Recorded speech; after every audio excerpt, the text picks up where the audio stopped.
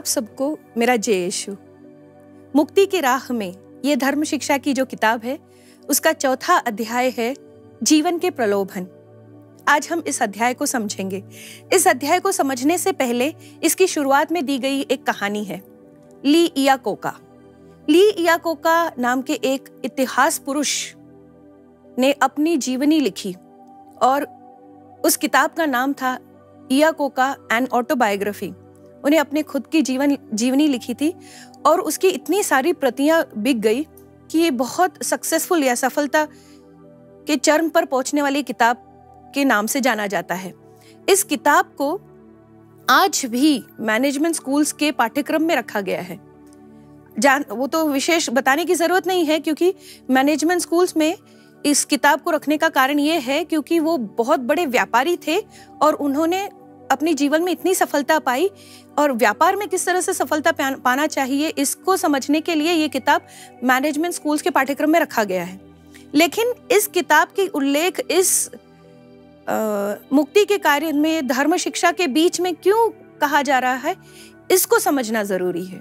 ये इसलिए मैं बता रही हूँ क्योंकि इयाकोका के जीवन में जब उन्होंने सफलता पाने के बाद उन्होंने जब अपने जीवन को पीछे मुड़कर देखा, तब उनको ये समझ में आया, जब उन्होंने विश्लेषण किया अपने जीवन का, तब ये समझ में आया कि उनके पारिवारिक जीवन में जिस तरह से उन्होंने अपने परिवार में जिया, जिस तरह से उनके परिवार ने उनकी देखभाल की, जिस तरह से उनके जीवन में आने वाले संकटों और दिक्कतों को उन्होंने जिस तरह से सामना की, उसके चलते उन्हें सफलता मिली। उन्होंने अपने सफलता के श्रेय को अपने पारिवारिक जीवन में दी गई शिक्षण, विश्वास, शिक्षा और संस्कार और सबसे ज्यादा प्रार्थना को दिया है। प्रार्थना का जीवन जो वो उन्होंने अपने बचपन में जो किया था, उसी पर उन्होंने इसका श्रेय दिया है कि उनकी सफलता और उनके जीवन में आने वाली चुनौतियों को किस तरह से उन्होंने जीता, किस तरह से उसके ओवरकम किया, ये बात उन्होंने अपने किताब में लिखी है। और उन्होंने ये बात को समझाने के लिए उन्होंने ये कहा है कि उनके जीवन में जब वो छोटे थे तो उनके पापा के साथ में वो चर्च जाया करते थे रोज और मिसा बलिदान में भाग लिया करते थे। लेकिन मिसा बलिदान में भाग लेने के लिए उन्हें पाप स्वीकार करना पड़ता था, क्योंकि मिसा बलिदान में परम प्रसाद स्वीकार करते हैं तो परम प्रसाद स्वीकार करने से पहले अपना मन निर्मल होना चाहिए। इसलिए वो मन निर्मल रखने के लिए वो पहले पाप स्वीकार करना जरूरी है। शुरुआत में जब वो छोटे थे तो पाप स्वीकार करने का महत्व क्या है ये उनको समझ में नहीं आता था।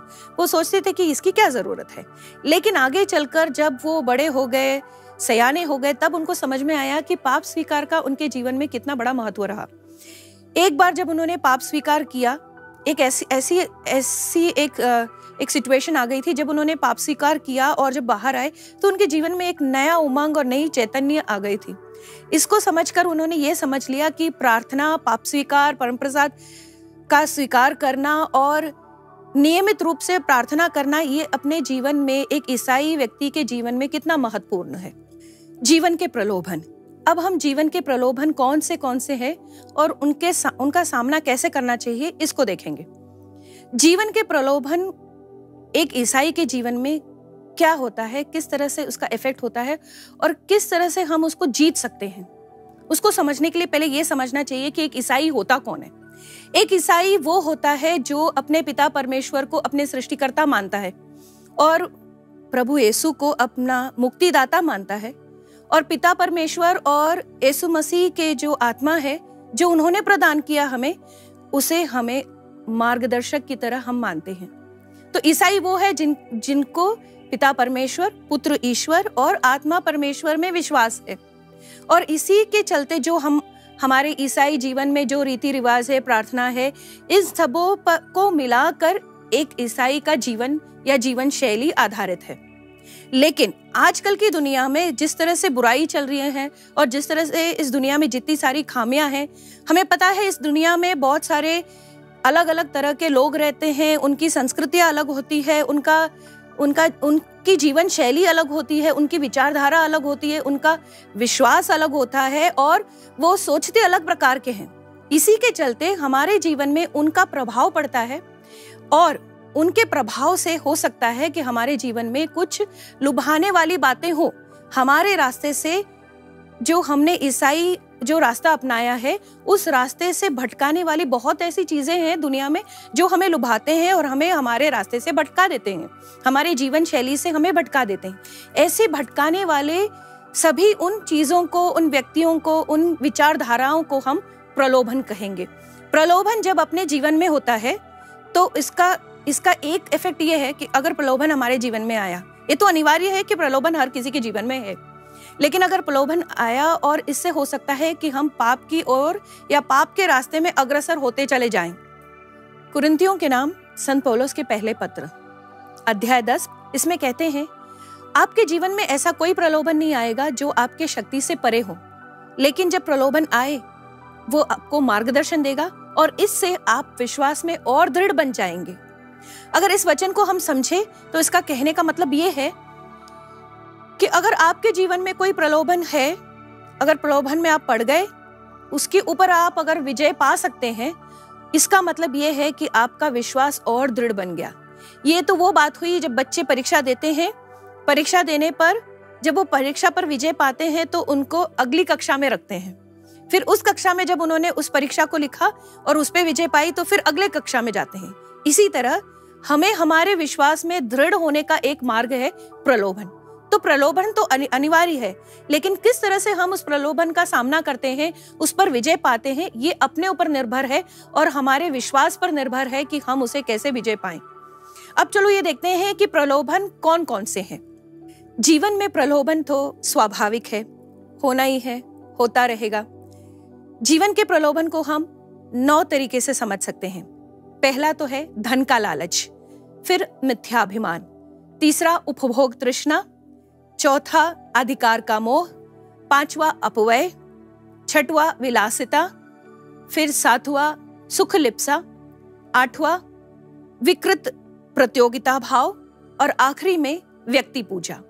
धन का लालच कलोसियों के नाम अध्याय 3 में दी गई है। धन के लिए लालसा या धन का मोह जो हमारे दिल में है उसे धन का लालच कहते हैं। धन तो आवश्यक है, लेकिन हमें धन का गुलाम नहीं बनना चाहिए। हर व्यक्ति के जीवन में धन को प्राप्त करने का ये देखा जाए तो न्याय है, लेकिन जब अनैतिक तरीके से हम धन को प्राप्त करने की कोशिश करते हैं तो वो हो गया अनैतिक धन। अनैतिक तरीके से जब हम धन को प्राप्त करने की कोशिश करते हैं तो वहां से शुरू होती है शोषण। शोषण जब हम लोगों पर करते हैं, वो चाहे हमसे रिलेटेड कोई भी हो, जब हम उन पर शोषण करते हैं तो वास्तव में देखा जाए तो वो कोई गरीब या लाचार ही होगा जिनके ऊपर शोषण हो, जिससे धन एकत्रित करने की कोशिश करते हैं लोग। तो फिर गरीब, बेचारे, लाचार, यही सारे लोग हैं जो शोषण के पात्र बन जाते हैं। कई ऐसे डॉक्टर हैं जो अपने यहाँ पर अपने हॉस्पिटल में आने वाले लोगों से धन इकट्ठा करने के लिए, धन ऐंठने के लिए उनके शरीर के अंग को बेच देते हैं। किसी का किडनी ले लिया तो किसी का कुछ ऑर्गन ले लिया और उसे महंगे दामों में दूसरी जगह पर बेच दी। कई ऐसे अधिकारी हैं जो रिश्वत ले लेते हैं और कुछ काम करने के लिए जो न्यायिक तौर से होना चाहिए, लेकिन उनके अधिकार का उपयोग कर वो धन को प्राप्त करने के लिए रिश्वत ले लेते हैं। और ऐसे ही कुछ लोगों के कारण अन्य लोगों में भी ये धन की लालच आ जाती है, क्योंकि धन के रास्ते यानी धन के माध्यम से हम दुनिया में कुछ भी करवा सकते हैं, ये समझकर हर कोई धन के पीछे होड़ में लग जाते हैं, धन को पाने की कोशिश करते हैं। और यही धन का लालच कितनी बार लोगों के जीवन में प्रलोभन बनकर आता है और इससे अन्याय भी हो जाता है अपने पड़ोसी के साथ। इसीलिए अन्याय करने से पहले हमें 2 बार सोचना चाहिए। हमारे 10 आज्ञाओं में 10वां जो आज्ञा है वो यही कहता है कि आपको आपके पड़ोसी के धन पर लालच नहीं करना चाहिए।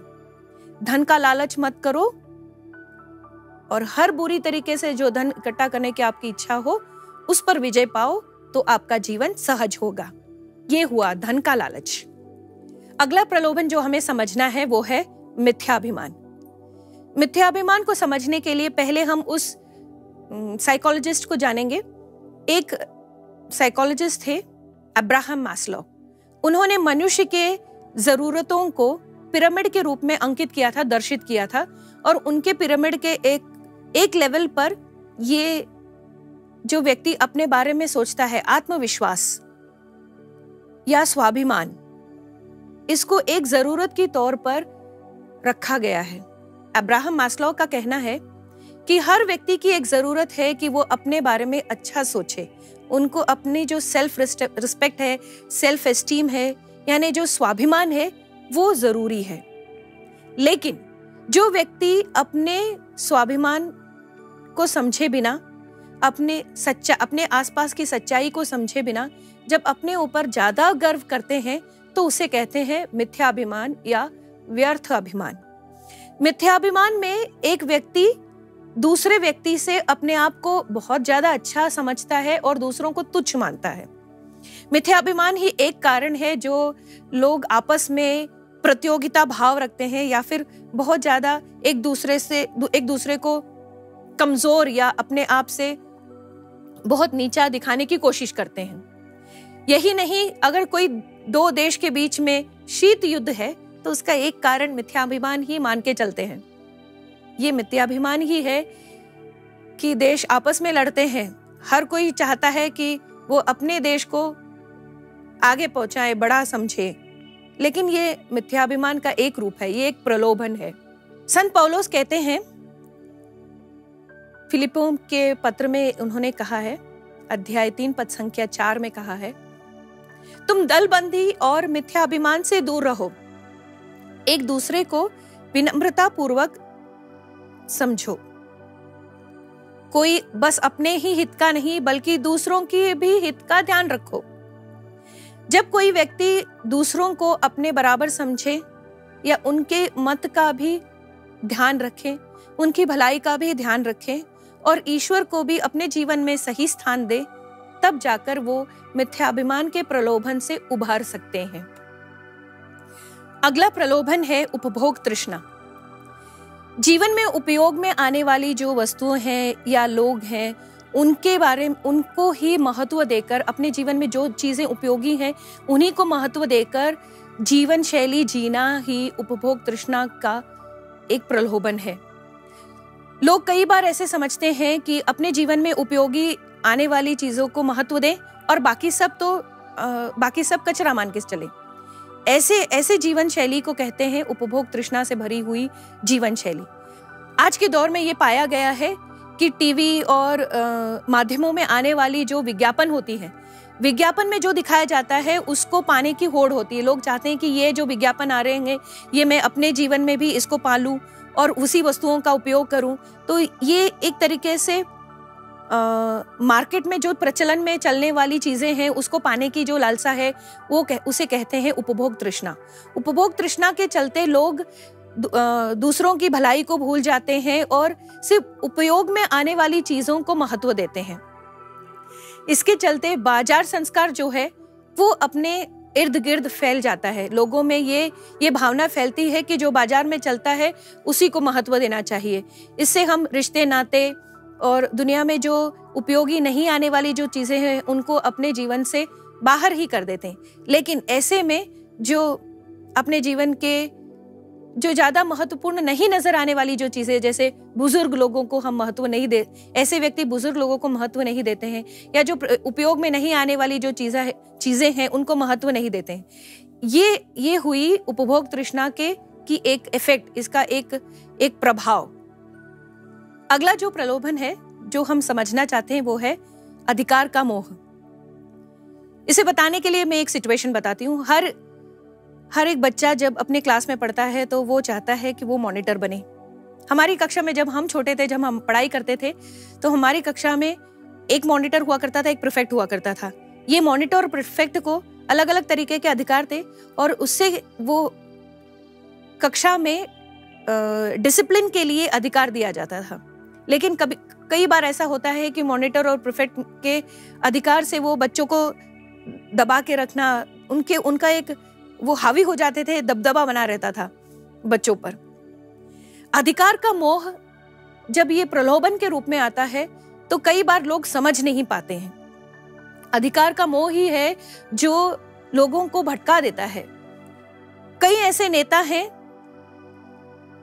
उदाहरण के लिए हिटलर, मसोलिनी, ताओ, सेंतोग, ये सारे लोग जो अपने अधिकार के मोह के कारण लोगों को एक अलग तौर तरीके पे ले गए, और ऐसे सिचुएशन में ये काफी बार ऐसा होता है कि वो खतरनाक बन जाता है। अधिकार का मोह समझने के लिए मैं उल्लेख करना चाहती हूँ अल्फ्रेड एडलर। ये एक वैज्ञानिक थे। उन्होंने अपने किताब में द विल टू पावर में लिखा है कि बहुत सारे ऐसे घटकें हैं जो व्यक्ति में अधिकार का मोह जगाता है। सबसे पहले ये बात है कि हमें कुछ व्यक्तियों में लीडरशिप क्वालिटीज होती है, नेतृत्व की भावना होती है। नेतृत्व की भावना से हम लोगों को एक दिशा दे सकते हैं और कुछ अच्छा कार्य कर सकते हैं। इस नेतृत्व के भाव से ईश्वर चाहते हैं कि ईश्वर के पास जो अधिकार है उसके अधिकार में हम भाग लें और उनके लोगों को हम एक दिशा दिखाएं, कुछ अच्छा कर्म करें। लेकिन जब ये नेतृत्व भाव विकृत हो जाता है, गलत हो जाता है, उसमें अधिकार को पाने की मोह आ जाती है, तो व्यक्ति भटक जाता है और दूसरों को भी भटकाता है। इससे क्या होता है कि एक व्यक्ति में जब वो दुर्भाव होता है, उससे बहुत सारे लोग इकट्ठे गलत रास्ते पर चले जाते हैं। अगला प्रलोभन जो हम समझेंगे उसे कहते हैं अपव्यय। अपव्यय ये शब्द जाना पहचाना नहीं होगा। अपव्यय का अर्थ है जब हम अपनी संपत्ति, कोई व्यक्ति जब अपनी संपत्ति का दुरुपयोग करता है या अधिक उपयोग करता है तो उसे अपव्यय कहते हैं। जैसे कोई अमीर लोग अपनी शादियों में बहुत सारा खर्चा करते हैं, पार्टियों में, जन्म दिवस पर, कोई ऐसे उद्घाटन पर या कोई मीटिंग में इतना सारा खर्चा करते हैं। उसे देखकर अगर कोई गरीब अपने शादी में बहुत सारा खर्चा कर ले तो ये हो गया अपव्यय। यानी कि अपने जीवन में अपनी संपत्ति को हम समझकर और उसके बराबर यानी प्रोपोर्शनेटली अगर हम खर्च करते हैं तो बात सही है।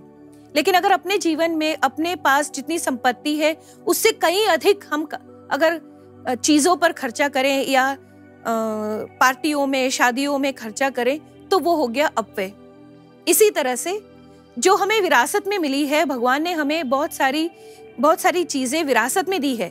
जैसे कि ये धरती के सारे जीव जंतु, पानी, इसके सारी रिसोर्सेस जो भी हमें प्राप्त मिली है, ये सारी विरासत में हमें दी गई है। हमारे पूर्वजों ने इसका उपयोग किया और फिर हमें दिया। लेकिन जब हम इसका दुरुपयोग करते हैं, अधिक उपयोग करते हैं, जैसे जल है, हमने उसे बिना सोचे समझे ऐसे ही अगर उसका दुरुपयोग कर दिया और जल प्रदूषण के द्वारा अगर जल खराब हो जाता है तो ये समझे कि हमने अपव्यय कर दिया, ये अपव्यय हुआ। ऐसे ही अपने हमें दिए गए जो चीजें हैं, हमें भगवान ने जो हमें गिफ्ट में दी गई चीजें, उपहार में दी गई चीजें, विरासत में दी गई चीजों को अगर हमने अच्छी तरह से उपयोग नहीं किया, उसका दुरुपयोग किया, तो वो बन जाता है अपव्यय। अगला प्रलोभन जो समझना है वो है विलासिता, ऐशो आराम की जिंदगी। हमारे जीवन में कभी कभार ऐसा होता है कि हम खुशहाली से जीवन जीना चाहते हैं। खुशहाली से जीवन जीना यानी कि अच्छे कपड़े, अच्छे गहने, सोशल मीडिया पर चलते रहने के लिए कीमती और अच्छे मोबाइल। हम 2 बार नहीं सोचते हैं, लेकिन हमारी खुशहाली के लिए हम ये सब चीजें पाना चाहते हैं। लेकिन कभी कभार जब ये इच्छा अधिक हो जाती है तो उसे कहते हैं विलासिता। क्योंकि जब अपने जीवन में हम अच्छे कपड़े, अच्छे गहने, अच्छी चीजें ये रखना चाहते हैं, उसी समय पर हमें याद रखना चाहिए कि इस दुनिया में बहुत सारे ऐसे भी लोग हैं जो एक दिन में 2 वक्त की रोटी उन्हें नहीं मिलती है, एक दिन का उन्हें भोजन नहीं हो पाता है, एक दिन वो काट नहीं पाते हैं। उनका दिन रात में कब बदला और रात से कब दिन में बदला, ये वो इंतजार करके जीते हैं। ऐसे भी लोग हैं हमारे आसपास, हम उनके बारे में सोचते भी नहीं हैं। कुछ ऐसे बच्चे हैं जो अपने माता पिता से लड़ाई करते हैं कि मुझे बड़ी सी मोबाइल ला दो, मेरे दोस्तों के पास है, बड़ी सी साइकिल ला दो, बड़े से बाइक ला दो, क्योंकि मेरे दोस्तों के पास ये सारी चीजें हैं और मेरे पास नहीं है। ऐसे लड़ाई करते वक्त तुमको याद आना चाहिए कि विलासिता का जीवन जो है वो एक प्रलोभन है। अगर हम इस पर विजय पा लेते हैं और अपने जीवन को जितना सरल रख सकें उतना सरल रखना चाहिए। अगला प्रलोभन जो है वो है सुख लिप्सा। सुख लिप्सा और विलासिता लगभग एक जैसे ही हैं, लेकिन उसमें उनमें ये फर्क ये है कि जो व्यक्ति सुख लिप्सा चाहता है वो बस सुख की कामना करता है। हमारे जीवन में, आपके और हमारे जीवन में ये आम बात है कि हर एक व्यक्ति सुख चाहता है। कौन ऐसा है जो दुख चाहे? कोई दुख अपने जीवन में नहीं चाहता है। सब चाहते हैं कि आज का दिन हमारे पास है, कल तो निकल गया, आने वाला कल अभी आने ही वाला है, तो जो आज है हमारे पास उसमें खाओ पियो मजा करो। ये खाओ पियो मजा करो और सुख से रहो, ऐसी वाली जो विचारधारा है उसे कहते हैं सुख लिप्सा। इसके चलते लोग किसी भी कठिन काम को न करना चाहते हैं और इससे पैदा होती है आलस्य, लेजीनेस। सुख लिप्सा के चलते जो आलस्य किसी के जीवन में आ जाए तो व्यक्ति तो कुछ भी नहीं करेगा। इस पर एक कहानी मुझे याद आ गई, एक चींटी की कहानी। एक चींटी जो हर चींटी की तरह काम करती थी, रेगिस्तान में घूमना, बहुत दूर दूर से अपनी चीजें बटोरना, खाने की चीजें बटोरना, और इकट्ठे चींटियों का ये है कि वो इकट्ठे एक ही टीले में सब कुछ जमा करती हैं और जब खाने का मौका आता है तो सभी लोग उसी में से खाते हैं। अगला प्रलोभन हम समझेंगे विकृत प्रतियोगिता भाव। थोड़ा समझने में कठिन है। विकृत प्रतियोगिता भाव यानी प्रतियोगिता भाव तो हर व्यक्ति में होता है। हर व्यक्ति चाहते हैं कि एक दूसरे से प्रतियोगिता करें। स्कूलों में कंपटीशन रखते हैं, गाने की प्रतियोगिता, नाच का प्रतियोगिता, कल्चरल एक्टिविटीज, ये सारे प्रतियोगिता, खेलकूद की प्रतियोगिताएं रखते हैं। प्रतियोगिता भाव अच्छा होता है, लेकिन जब वो विकृत हो जाता है तब वो खतरनाक हो जाता है। कभी कभार बच्चों में, जब मैं स्कूल में पढ़ाती हूँ तो ये नजर आता है कि बच्चों में प्रतियोगिता भाव जब विकृत हो जाता है तो कितनी दर्दनाक रुख ले सकती है, कितनी खतरनाक रुख ले सकती है। प्रतियोगिता भाव अच्छा होता है, लेकिन जब वो विकृत हो जाता है तब वो खतरनाक हो जाता है। प्रतियोगिता भाव विकृत होने से पहले हमें बार बार याद दिलाना चाहिए कि हमें अपने आप से प्रतियोगिता रखनी चाहिए। हम किसी भी प्रतियोगिता में भाग ले, लेकिन हमारी तुलना हमें अपने आप से करनी चाहिए, दूसरों से नहीं। जब हम दूसरों से तुलना करते हैं तब हमारे मन में ईर्ष्या उत्पन्न होती है, गुस्सा आता है, जलन होती है। लेकिन अगर हम अपने आप से तुलना करें, पिछली बार मैंने किस तरह से किया था और इस बार मैंने कितनी अच्छा प्रदर्शन किया, इसके ऊपर आधारित अगर आपकी तुलना रही तो आप जीवन में आगे बढ़ सकते हैं, सफलता प्राप्त कर सकते हैं। लेकिन अगर आप दूसरों से तुलना करें कि दूसरे ने मुझसे कितना अच्छा प्रदर्शन किया, अगर आप दूसरों से तुलना करते रहे तो आपके मन में जलन और ईर्ष्या उत्पन्न होगी और ये कभी कभी खतरनाक भी हो जाती है। इस प्रलोभन से जितना हो सके दूर रहे। अपने आप को कभी भी ये समझाते रहे कि प्रतियोगिता भाव अच्छा है, लेकिन विकृत प्रतियोगिता भाव अपने जीवन के लिए अच्छा नहीं है। अगला प्रलोभन है व्यक्ति पूजा।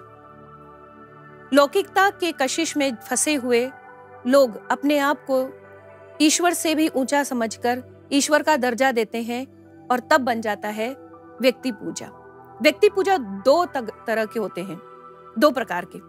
व्यक्ति पूजा तब माना जाता है जब एक व्यक्ति अपने आप को इतना महत्व दे कि वो ईश्वर से भी बड़ा कहलाए, या फिर जब हम किसी और व्यक्ति को इतना आदर दे, इतना महत्व दे कि वो ईश्वर के स्थान को हटाकर हम ईश्वर के स्थान पर अगर उन्हें प्रतिष्ठित कर दे तो वो भी हो गया व्यक्ति पूजा।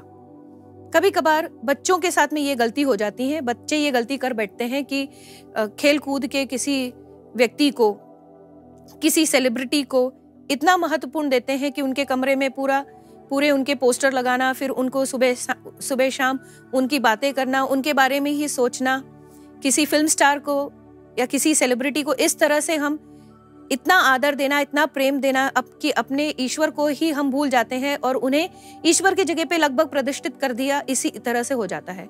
ये हो गया व्यक्ति पूजा।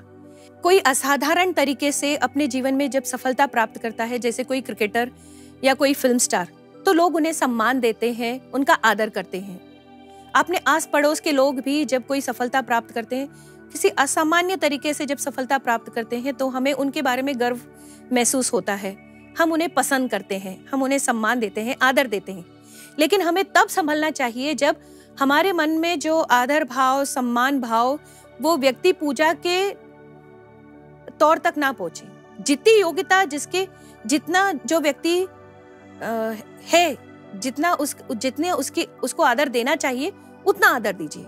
हमें किसी भी व्यक्ति को ईश्वर की जगह पर प्रतिष्ठित नहीं करना चाहिए, वहां पर गलती हो जाती है। इसलिए हमें व्यक्ति पूजा, ये जो प्रलोभन है, उसे समझकर अपने जीवन में ना अपने आप को इतना तूल देना चाहिए, ना दूसरों को ईश्वर का स्थान देना चाहिए। ये एक बार हम समझ जाएं तो इतने प्रलोभनों को हमारे जीवन में जब हम समझकर उस पर विजय पाते हैं, ये आसान नहीं है। किसी के जीवन में प्रलोभन बचपन में या बड़प्पन में या बूढ़ेपन में ऐसा कोई समय नहीं है कि इसी पल में आया और इसी पल में चला गया, ऐसा नहीं है। शुरुआत से एक व्यक्ति का जीवन, शुरुआत से लेकर अंत तक प्रलोभन आते ही रहते हैं। ये अनिवार्य है, स्वाभाविक है। लेकिन हर प्रलोभन को किस तरह से हमें ओवरकम करना है, किस तरह से उस पर विजय पानी है, ये समझना जरूरी है। थोड़ा सा कठिन है, लेकिन हर पल हमें याद दिलाना चाहिए कि ईश्वर ही सबसे प्रमुख है और उसके अलावा हम किसी और के सामने ना झुके, किसी और की पूजा ना करें, कोई भी प्रलोभन में ना पड़े। जिस प्रलोभन से हम विजय पाएं, उसमें हम विश्वास में हम दृढ़ बनेंगे। अब इस अध्याय के पीछे दिए गए प्रश्नोत्तर को देखेंगे। प्रश्नों में से पहला प्रश्न है, विभिन्न प्रकार के प्रलोभन कौन कौन से हैं? हमने ये समझाया कि विभिन्न प्रकार के यानी 9 प्रकार के प्रलोभन हैं। उन सबको छोटा कर आप उत्तर लिखिए। फिर अन्य प्रश्न भी है, उनके उत्तर इसी पाठ में दिए गए हैं। एक चर्चा भी है कि आप अपने जीवन में आने वाली छोटी बड़ी प्रलोभनों पर कैसे विजय पाएंगे, ये चर्चा कर आप लिख सकते हैं। और आखिरी में दिया गया है एक प्रभु वचन है याकूब का पत्र अध्याय 3 पद संख्या 16, जहां पर ईर्ष्या और स्वार्थ है, वहां पर अशांति और सब तरह की बुराइयां होती हैं। इस प्रभु वचन को आप याद करें और प्रश्नोत्तर को भी याद करें, तो ये वाला अध्याय पूरा होता है यहाँ पर। धन्यवाद।